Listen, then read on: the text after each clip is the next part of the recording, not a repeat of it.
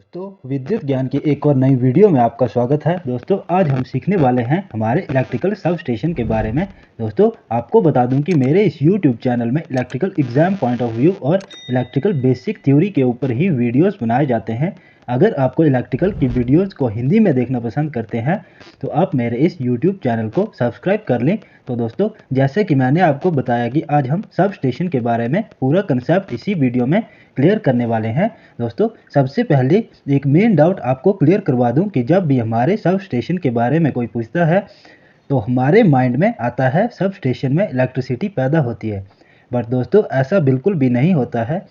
जहाँ पर बिजली पैदा होती है उसको हम पावर स्टेशन कहते हैं। लेकिन दोस्तों पावर स्टेशन और सब स्टेशन ये दो होते तो अलग अलग हैं। इन दोनों के बीच का डिफरेंस भी आपको इसी वीडियो में पता चल जाएगा। लेकिन दोस्तों सब स्टेशन को समझने के लिए हमें पावर स्टेशन भी अच्छे से क्लियर होना चाहिए। तो आपको पता चल चुका है कि जहाँ पर हमारी पावर जनरेट होती है इसको हम पावर स्टेशन बोलते हैं। तो अभी हम ये भी क्लियर कर लेते हैं कि हमारा सब स्टेशन क्या होता है। दोस्तों सब स्टेशन काफ़ी ज़्यादा सिंपल सी चीज़ होती है। तो दोस्तों हम सब को पता है कि हमारी बिजली बनती है पावर स्टेशन में और हमारा घर पावर स्टेशन से मान लो 200 किलोमीटर दूर है। तो हमारे घर और पावर स्टेशन के बीच में काफ़ी लंबा चौड़ा प्रोसेस होता है। यहाँ पर हमारी पावर जनरेट होगी, इसके बाद हमारी ट्रांसमिशन लाइन जाएगी, फिर हमारी डिस्ट्रीब्यूशन लाइन जाएगी, फिर उसके बाद हमारे पास बिजली पहुँचेगी। तो दोस्तों ये जो पूरा नेटवर्क होता है ये किसके द्वारा कनेक्ट होता है तो वही हमारा सब स्टेशन कहलाता है।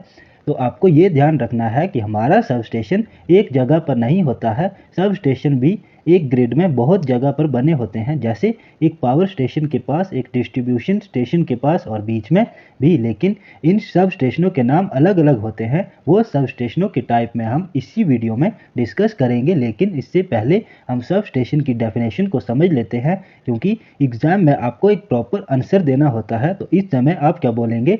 तो अगर आपसे कोई भी सब स्टेशन का मतलब पूछता है तो आपको सिंपल सी ये लाइन बोलनी है, sub station is the part of an electrical generation transmission and distribution system. मतलब कि दोस्तों हमारा सब स्टेशन भाग है, किसका भाग है? तो हमारी जो इलेक्ट्रिकल जनरेशन हो रही है और हमारी ट्रांसमिशन लाइन है और इसके बाद जो डिस्ट्रीब्यूशन सिस्टम है, ये इन सभी का भाग है हमारा सब स्टेशन। तो दोस्तों ये तो हमारे सब स्टेशन की डेफिनेशन हो गई। लेकिन अभी हम ये समझ लेते हैं कि सब स्टेशन करता क्या है, ये भी हम एक लाइन में समझ लेते हैं। तो दोस्तों सब station transfer voltage from high to low और द रिवर्स। मतलब कि हमारा सब स्टेशन का मेन काम क्या होता है? हमारे हाई वोल्टेज को कम करना या फिर इसका उल्टा मतलब लो वोल्टेज को हाई करना। तो यही हमारे सब स्टेशन का मेन काम होता है, वोल्टेज को ट्रांसफ़र करना। दोस्तों हमारा सब स्टेशन यही एक काम नहीं करता है, ये और भी कई महत्वपूर्ण काम करता है। तो इसके लिए आप बोल सकते हो परफॉर्म अदर इम्पॉर्टेंट फंक्शंस। तो इसके अलावा हमारे सब स्टेशन और क्या क्या काम होते हैं छोटे मोटे। तो सबसे पहला काम होता है हमारी पावर को ट्रांसफ़र करना। दूसरा काम हो गया हमारा मीटरिंग करना। दोस्तों ये मीटरिंग क्या होती है? तो दोस्तों सब स्टेशन पर बहुत सारे मीटर लगे होते हैं जो हमारी पावर लॉस को कैलकुलेट करते हैं और सब स्टेशन से ही हमें पता चलता है कि पूरे इलाके में कितनी बिजली खर्च हो रही है। तो आप समझ गए होंगे कि मीटरिंग क्या होता है। इसके अलावा हमारे सब स्टेशन का एक और काम होता है बैलेंसिंग। तो ये बैलेंसिंग क्या होती है? तो दोस्तों जैसा कि मान लेते हैं कि हमारा इस सब स्टेशन में कोई प्रॉब्लम आ गई है। अब हमारा सब स्टेशन किसी दूसरे सब स्टेशन से सप्लाई हमें स्विच करता है और अगर वहां से पावर कम आ रही है तो सिर्फ इम्पोर्टेंट लाइनों को ही ये पावर सप्लाई स्विच करेगा। तो दोस्तों यहाँ सब स्टेशन पर पावर बैलेंसिंग का काम भी इसी तरीके से होता है। और हमारा चौथा सब स्टेशन का काम होता है सेफ्टी। तो यह चार काम आपको अब समझ आ गए होंगे। तो दोस्तों अब हमारे पास सब स्टेशन के टाइप के बारे में भी जान लेते हैं कि हमारे ये जो सब स्टेशन होते हैं ये कितने प्रकार के होते हैं। तो दोस्तों हमारे सब स्टेशनों को कई तरीकों से बांटा जा सकता है।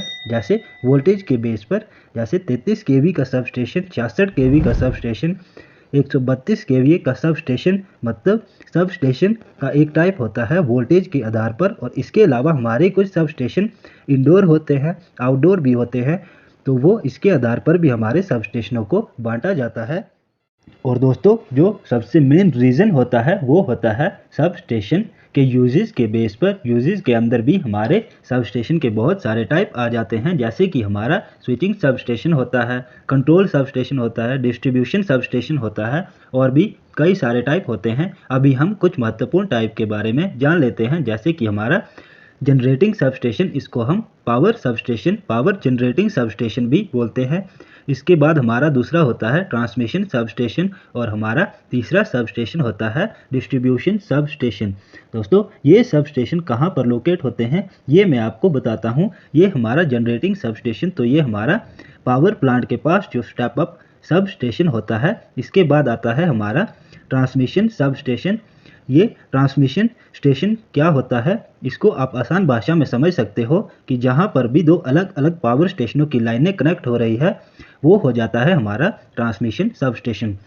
मतलब कि दोस्तों हमारे दो जनरेटिंग स्टेशनों से अलग अलग इलेक्ट्रिकल पावर हमारे ट्रांसमिशन सब स्टेशन पर पहुंचाई जाती है, ताकि अगर एक सब स्टेशन पावर जनरेट नहीं कर रहा है, मतलब मेंटेनेंस या कुछ देर के लिए बंद है, तो हमारे ट्रांसमिशन सब स्टेशन दूसरे जनरेटिंग स्टेशन से पावर हमें प्रोवाइड कराता रहे। तो आपको जनरेटिंग और ट्रांसमिशन सब स्टेशन के बारे में समझ आ गया होगा। तो अब बात करते हैं हमारे डिस्ट्रीब्यूशन सब स्टेशन के बारे में। तो डिस्ट्रीब्यूशन सब स्टेशन उसे बोला जाता है जिसके द्वारा सीधे कंज्यूमर को पावर सप्लाई प्रोवाइड कराई जाती है। जैसे कि आपने देखा होगा कि हमारे घरों को और कंपनी को, मतलब जहां से सप्लाई बांटी जाती है, मतलब हमारे इस सब स्टेशन के साथ डायरेक्ट लोड कनेक्ट रहते हैं, तो इस सब स्टेशन को हम डिस्ट्रीब्यूशन सब स्टेशन बोलते हैं। तो दोस्तों उम्मीद है कि आपको इस वीडियो के माध्यम से अच्छी जानकारी मिली होगी। अगर आपको ये वीडियो अच्छी लगी है तो वीडियो को एक लाइक जरूर कर दें और इलेक्ट्रिकल स्टडीज़ के लिए हमारे इस यूट्यूब चैनल विद्युत ज्ञान को जरूर सब्सक्राइब कर दीजिए। मिलते हैं नेक्स्ट वीडियो के अंदर।